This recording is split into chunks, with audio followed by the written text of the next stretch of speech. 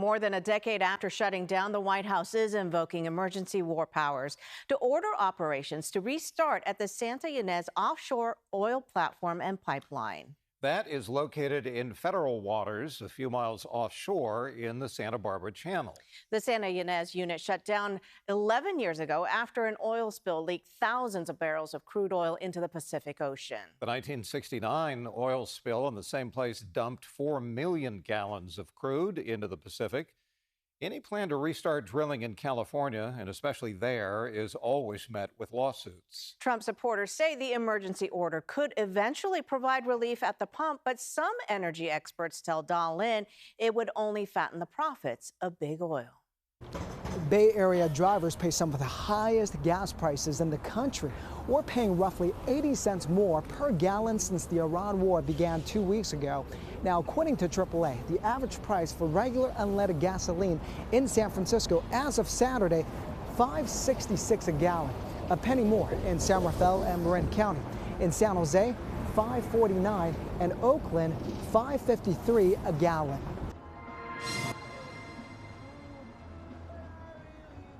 This Shell gas station on Bryant Street in San Francisco has some of the highest prices in the region, starting at $6.60. It's ridiculous. The drivers who pull in tell me they're running on empty.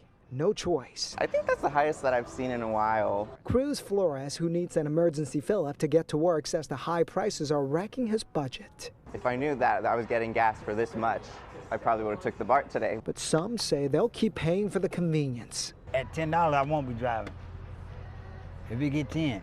To address the high prices, the Trump administration on Friday used executive authority and directed Sable Offshore Corporation to restore oil drilling operations off the Santa Barbara coast. It's not going to have any effect on the price of oil anytime in the near future because these things are going to be held up in court. There are going to be lots of lawsuits. Severin Bornstein is the faculty director of the Energy Institute at UC Berkeley's Haas School of Business. He says even if the oil eventually comes onto the market, it would not make a big difference because the oil market is global. What it does do is increase the profits of oil companies and increase employment in the oil sector.